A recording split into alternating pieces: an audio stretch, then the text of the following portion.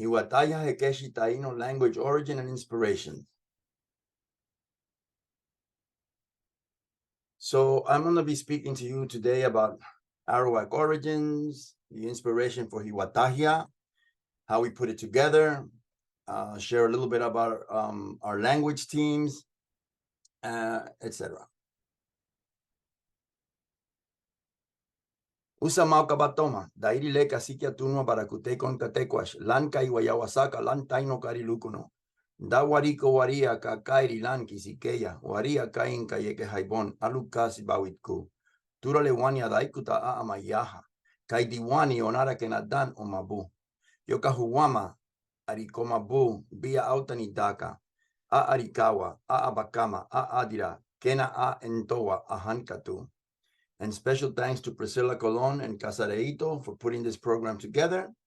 I know that it wasn't easy for you, but you pulled it off, and I know you would because you are fantastic. Thank you very much. So, Arawak language family. As most of you know, the Taino language is part of the Arawak language family, and this is a very vast linguistic family. In fact, it's probably the most widespread language family, native language family in all of the Americas. So Arawak is the most widespread native language family of the Americas. Tamaipurian Arawak refers to the specific branch Taino belongs to. This language family is present in every South American country with the exceptions of Chile, Ecuador, and Uruguay. 6,000 years ago, diverse groups of Arawak speakers began migrating to the Caribbean. Here, the languages evolved and continued mixing with subsequent mainland migrations. According to Christopher Columbus and his contemporaries, a sort of lingua franca was understood across the greater Caribbean. Arawak refers to the main branch, or rather, Ta Arawakan, spoken from Suriname to Colombia and the Caribbean. Arawakan refers to Arawak linguistic derivatives. So, for example, people that speak Arawak in these regions are usually called Arawakan, whereas these people here, particularly in Guyana, are called Arawak.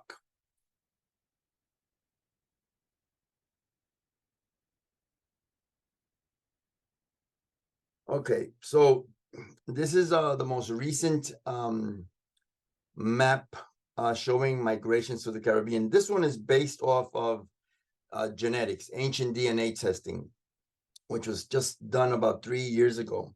So basically, archaeologists before in the old days told us that they believed that the people had entered the Caribbean region about 8,000 to 9,000 years ago, which is a bit of a stretch. But today, by sequencing archaic bones from Cuba and Hispaniola, we know that the first migrants probably entered the region about 6,000 years ago.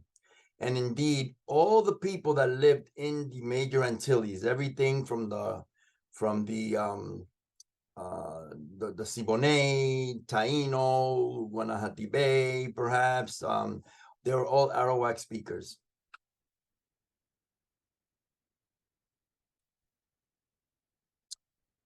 So in 2019, we launched an exhibit at the Smithsonian National Museum of the American Indian in conjunction with the Smithsonian Latino Center.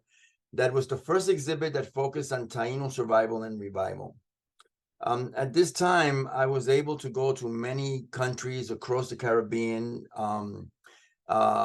investigating indigeneity. So these are what we call the markers of indigeneity, and this was part of my own personal research as well as for the museum. So we looked at things like genetic continuity, oral traditions, agricultural practices, material culture, customs, spiritual traditions, identity, and language. These are all present in different degrees across the Caribbean, some places more than others. The two weakest of all these markers are identity and language. Because, you know, in the Caribbean, you might go to a place where people may phenotypically look very indigenous, but not necessarily identify as indigenous. Whereas you can go to another place where people do not look very indigenous, but heavily identify with their indigeneity.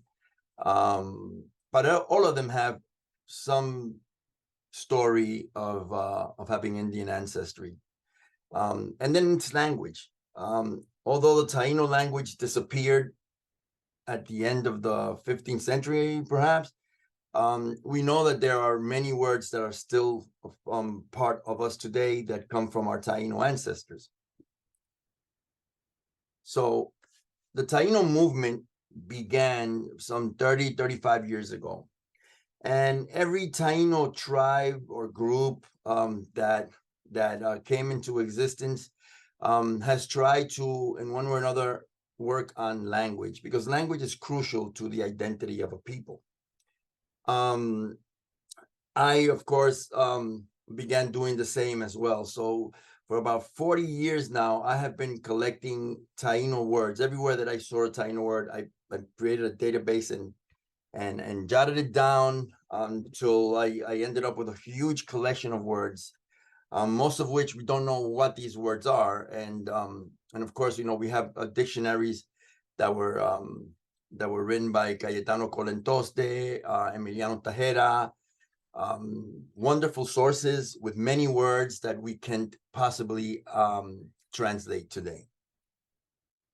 So my own research led to my database with over 3,200 words that are Taino. But most of these words are toponyms, place names. For example, words like Caguana, Maguana, Camagüey, Maima. These are all of Taino extraction. And then, of course, all the words for flora and fauna that are indigenous to the Caribbean still retain their Taino names. Jicotea, Caimito, Caimán, Leren, Batata, Yuca, Mapue, Iguana. And then there are words that were recorded by the Spanish, such as cacique, Taino, ni Taino. And then another source of words are found in Dominicanisms or Puerto Ricanisms, Cubanisms, Haitian Creole. Words like Bahaku for Venus, that's found in Haitian Creole. Ture is the seat where that you use when you're grating yuca. This is found in the Dominican Republic. And of course, you have Siwapa and Cuisa, Sica, Sipe. About 293 words came from there in my own personal research. My conclusion at the end of these 3,200 words are that although our ancestors left us many words, they are simply not enough to reconstruct our entire ancient dialect.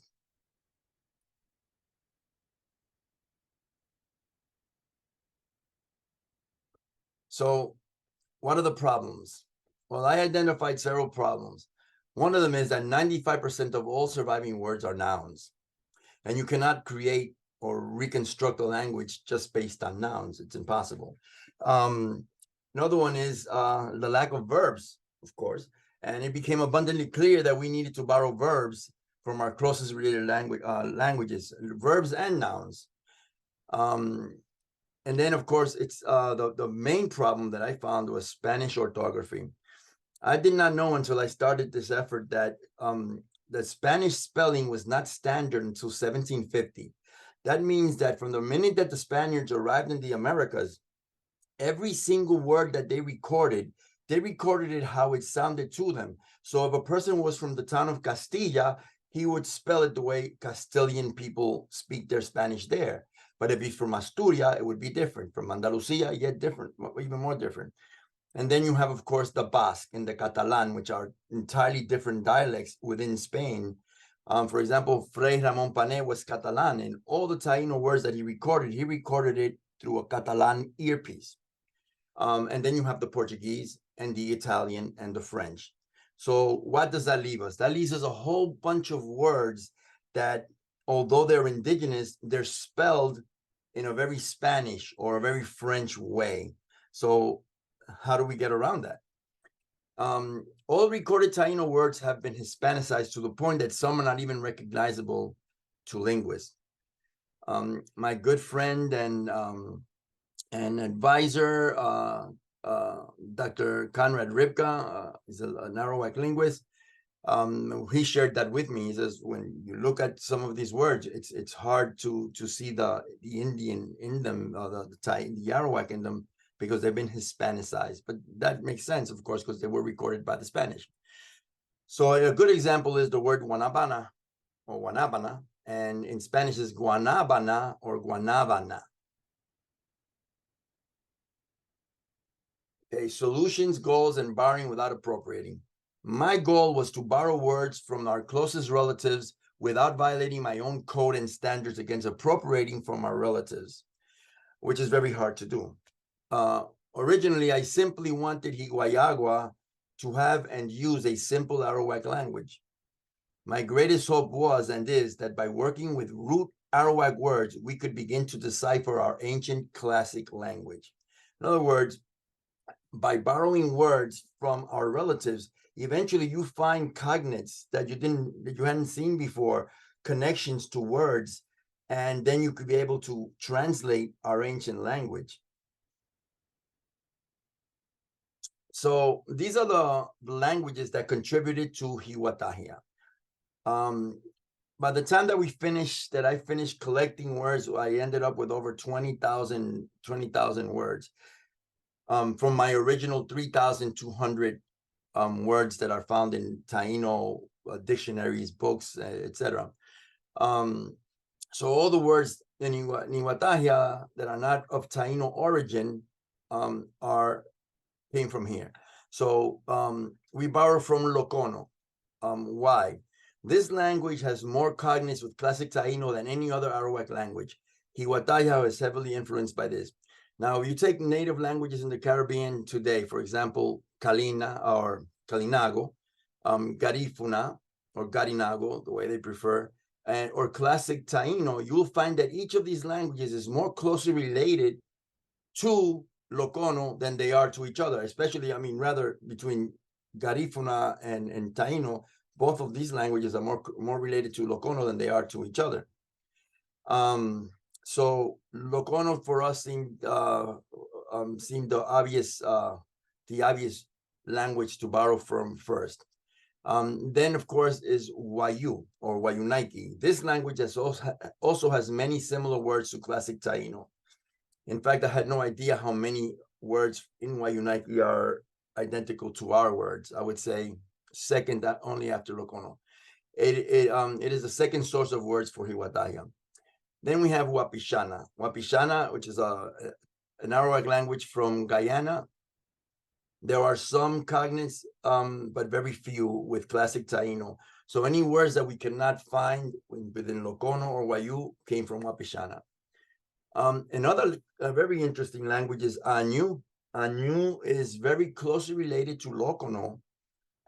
It is also going through a reconstruction, revitalization process, just like what Hiwatahia is doing. And we pulled many words from there that helped in this project. And then, of course, we had Tariana, Taruma, and Baniwa. These are probably not Ta Arawakan. They are Arawakan, but we used words from these languages. These are all beautiful languages, by the way. Now, when we couldn't find words in Arawak, we borrowed, of course, from Carib or from neighbors to Arawak people. Like, for example, in our case, Akawayo became a source of words. And I can tell you that in Hiwatahia, we have about 10 Akawayo words. This is a Carib language from Guyana. And like I said, we borrowed about 10 words from them. Then we have Garifuna, Garinago, which is New Arawakan. We borrowed on a limited basis from Garifuna. This language, although it's a beautiful language, it's probably one of the most beautiful Arawak languages there are. But it's only 45% Arawak. It's about 25% Caribbean or Kalina and 30% English and Spanish. So the reason why we only borrowed some of this from here is that many of the words that the Garifuna use may be Spanish, English, or Carib, but these words have been Arawakanized, to use, I guess, a Bushism. But they can't help us find the root words to classic Taino, which was entirely Arawak. So we borrowed some from there. Now, the Kalinago language, sometimes called the Yeri, this language has many cognates with classic Taino. However, we did not use it. There are no fluent speakers of this language. Restoration efforts are underway by descendants on the island of Dominica, for example. So I felt that it was disrespectful to use their words. Now, many or some like to believe that their Arawak is a result of stolen Taino women that were taken from the Carib Islands. But if you think about this logically, how many women were actually kidnapped by Caribs to affect their language the way it has? And it's not that. Besides, today we know that the Kalinago were an Arawakan people to begin with, who had begun adopting Carib ways, perhaps through intermarriage, etc., etc. But their Arawak is their Arawak. It's very different from Taino. There are some similarities, but to each his own. Nearly half of the languages of this language is Carib, and up until this project began, I had no idea that words like Guatu, Cue, Piragua, that most of us believe to be Arawak or Taino, are in fact Carib words. Don't believe me, please look it up yourselves.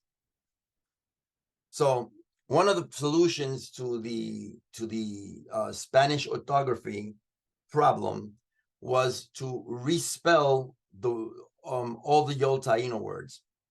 And by that I mean, for example, words like canoa with a C became canoa, caguana became caguana, iguana, iguana, coa, coa.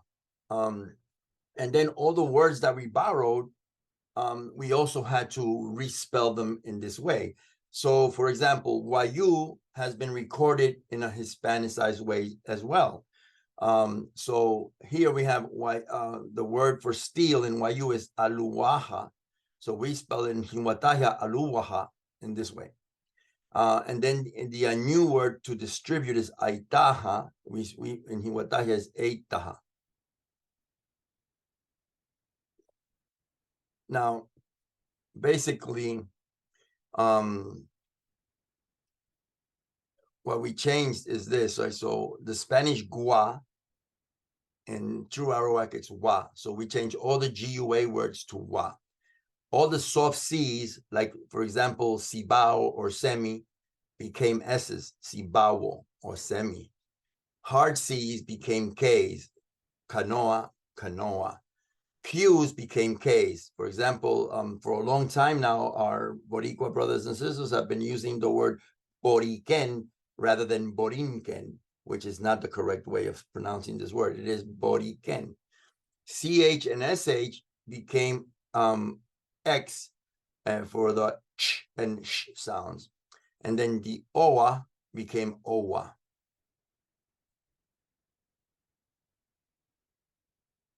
So another thing that we had to come up with was words for nouns that didn't exist before. For example, refrigerator. I didn't know until I started this project that the word for refrigerator existed since 1635. Now, I know that whatever refrigerator they were referring to back then was very different than what we have now, because there was no electricity, but they did have the word for refrigerator.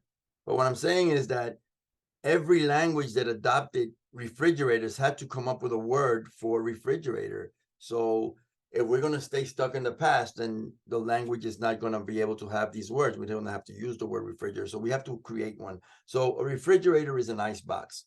So we decided, let's create the word for ice box by putting these words together to create this new concept, right? So we had to come up with a word for ice. We just couldn't find the word for ice in any Arawak language. So what is ice? We called it a cold stone. So kurula and siba, kuru siba. And then the word for box is badi. So kuru sibadilo became icebox.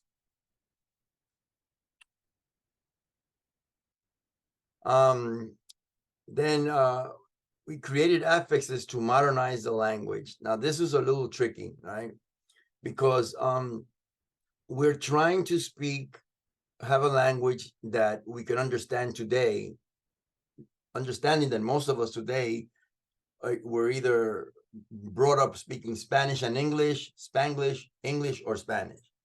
We weren't born speaking Arawak, unfortunately. So a lot of us think in English or in Spanish. So many native Arawak languages don't have possessives, past participles or present participles rather, et cetera, et cetera. So what we did was that we created these affixes. Now, no is a pluralizer in Classic Taino, but only for family. But we use creative licensing to use no to pluralize all our words. And Aki became past participle or past tense rather, and Konani present participle. So basically, it works like this. If I wanted to say I walked in a more traditional way, I can say ubura da kona, which is I walked before. Or I can say in a modern way, da konaki. So with Hiwatahia, you can speak it in a more traditional way if you want to, without using the affixes, or you can use it using the affixes. That leave it to the individual.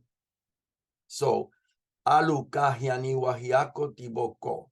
In the language stew nest, we threw all these words together to see how they would function. And the way we did this was by creating language teams, began practicing on the language. At one point, we had over 70 people. It was like a think tank to see what worked, what didn't work.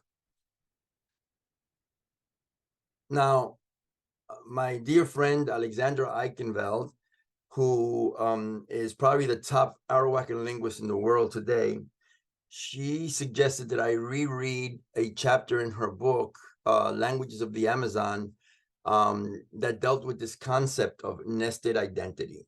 So what is that? Nested identity is, imagine, if you will, a bunch of people thrown together from different tribes, speaking different languages. What happens to them when they begin to intermarry?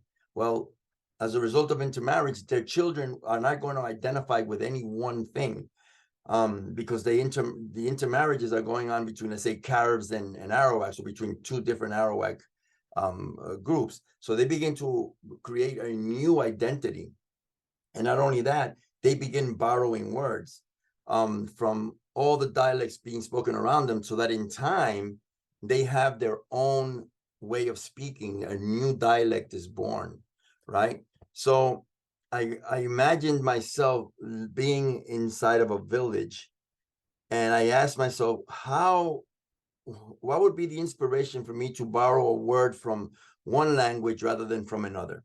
Like, what would be the inspiration for that? And I thought to myself, well, maybe what I can pronounce the easiest. So that's what I did. I had all my dictionaries close by. So all the words that I chose for Hiwatahia were the ones that were easiest to pronounce. And these words are not easy to pronounce, especially for somebody who speaks decent English and very bad Spanish like myself. They were not easy to pronounce, but they were the easiest ones that I found. And this is how this nested identity concept helped create Hiwatahia. Now, while I'm putting together this language thing, I was literally going crazy, because my wife can tell you I was spending 11-hour days working on this for 3 years, even though I had been collecting words for 40 years. When I finally sat down to do this work, it took me about 2 years. We're working nonstop every day, 11 hours a day at times. So the person that helped me actually get this done was my friend, sister, Jessie Jurani Marero. Without her, this would not have been possible. And I just wanted to take this opportunity to thank her again for always staying on my ass. Jessie and I, we love each other dearly, but let me tell you something, when we fight, we fight. But it's always because we wanted to have the best, do the best work that we could. So that meant that we were going to disagree on things, and she's a much better linguist than I am. Now, from the very beginning, I never wanted to go at language like a linguist, because I am not a linguist. Jessie is more of a linguist than I am. But when I think about nested identity and the way people come together in tribes that later develop new languages, none of them are linguists either. They're just regular people who learn to speak. So I wanted to learn to speak another language from that perspective, and not like a linguist by knowing all these linguistic theories, because I get lost in that. It's all beautiful, but it's not who I am. I'm not a linguist. I can understand some of linguistic concepts, but if you really want to learn a language, you have to dive right in, and that's the way Hiwatahia was formed. Jessie definitely kept me on track, and anything that I did not understand about linguistics, she helped. So I can honestly tell you that whatever we did with Hiwatahia, had Jessie not been there, it would never have gotten off the ground. And then the rest of my team are equally fantastic, and I've been very blessed to have people like such as these in my life, because these are people that are totally dedicated to our language. So I'll begin over here with Alexander Tekinakule Adams.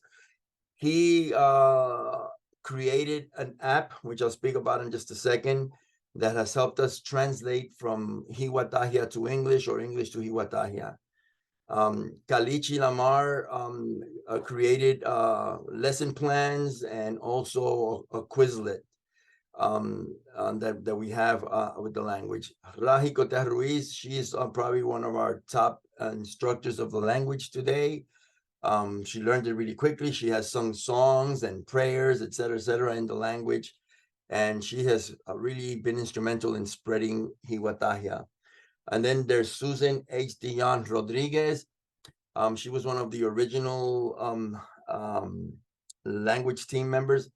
She began from the very beginning on her own, began creating children's songs and things of that nature to be able to teach children the language, which is phenomenal. And now these are also parts of our lesson plans.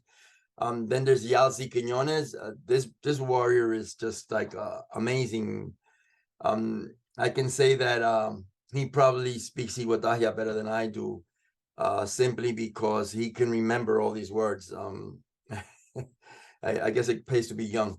And then there's Luis Arutirucan Reynoso. He is also a tech person who has helped us with editing the dictionary, as well as everything that we film, etc. Then Elba Finis Watuyani, everybody knows Elba, and Elba was the first one to create a Quizlet for Hiwatahia.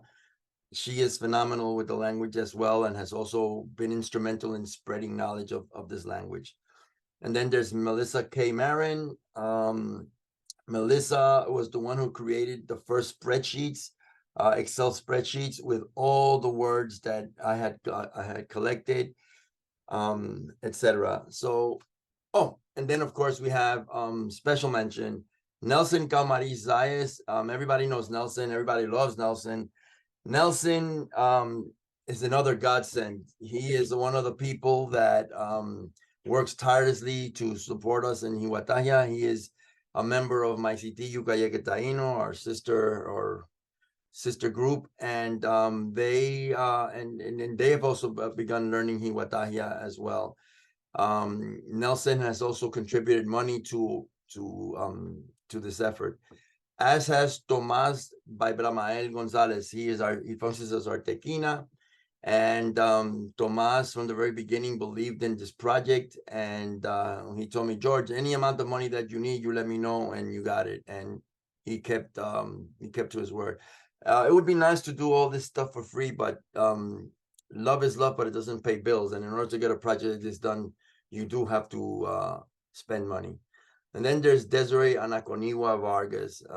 She also contributed tremendously to this language project, raising money for us. She's like a daughter to me, and love her very much. And again, these people were instrumental in getting this work off the ground. You alone can do it, but you can't do it alone. That is very true, and it applies to this effort for sure. So Elba and Kalichi created the first Quizlets, and the ones that we have now, where we have these flashcards that have everything from animals to regular conversations, etc., etc., etc. Here is the website for those of you that might want to check this out. And then there is, again, Alexander. Alexander is an amazing human being. This man, I told him one day that we needed I said to him, I wish we had a website or something that worked, that functions just like Facebook. And within a few days, he had created a website that we use called Tiboco that works just like Facebook. And is where we dump all our language work and everything that we do in there. So he created this app. It's a translator that works just like Google Translate. And it goes from English to Hiwatahia.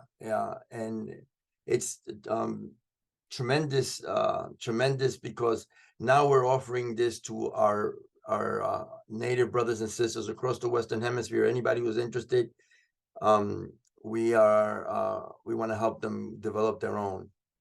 The Google Translator and those apps are very expensive to have them create something like this for individuals. Another thing that he came up with was the phone app. So the same app that we have up on the web, we have it on our phones, so that we can translate anything that we want to say in Hiwatahia automatically from English to Hiwatahia or vice versa. And another way that we use to practice our language is over here with our Facebook page. Now, the people who join this page, there's only one rule. Whatever you post must be in the language, and all responses have to be in the language. Any response or any post that's in English is either deleted or ignored. And this is just the incentive to keep people practicing at all times. And also, all our lesson plans get put here so that people can see what we're working on at all times. A great honor was that we were invited to participate with la Universidad de La Guajira.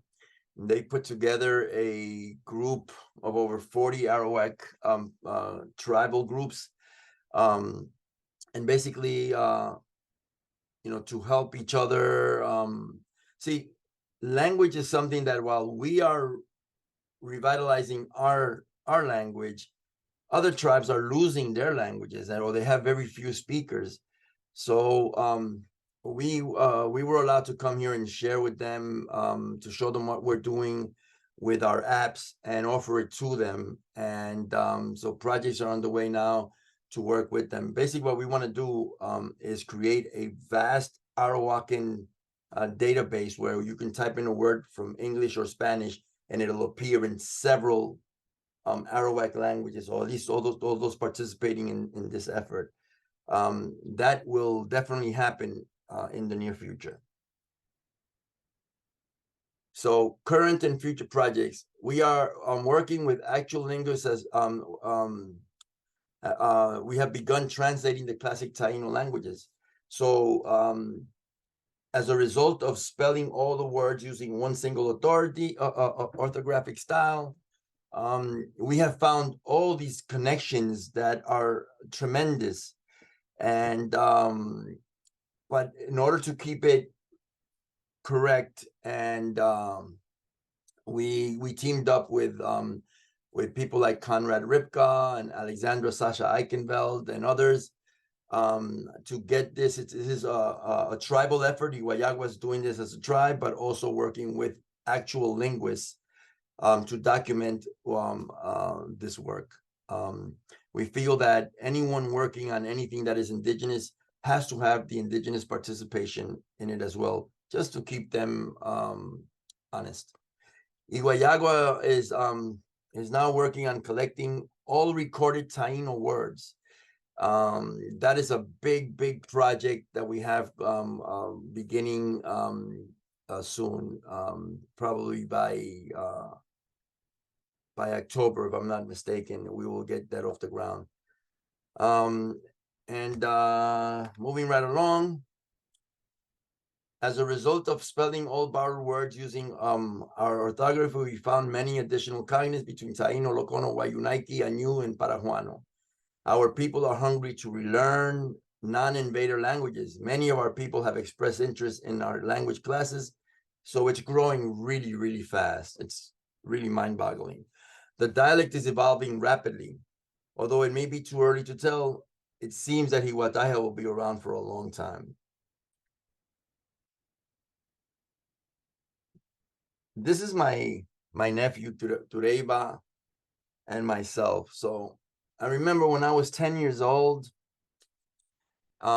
he's 10 years old now, and asking my teachers about Taino or telling them that I was Taino, and always getting the "they are extinct" thing thrown at me.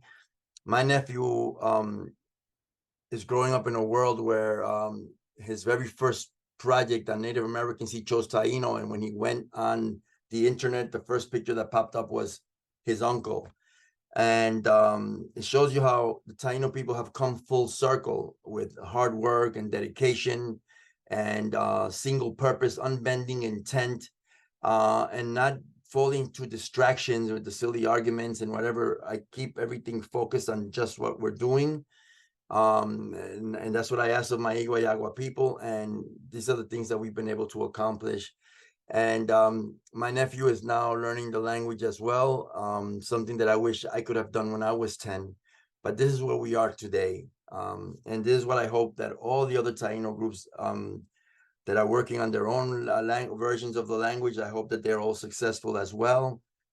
My personal philosophy is that if 30 years ago we had not a single Taino language, if we end up with 5, 6, 7, or 8, 10, 20 more, well, that's 20 more languages that we have.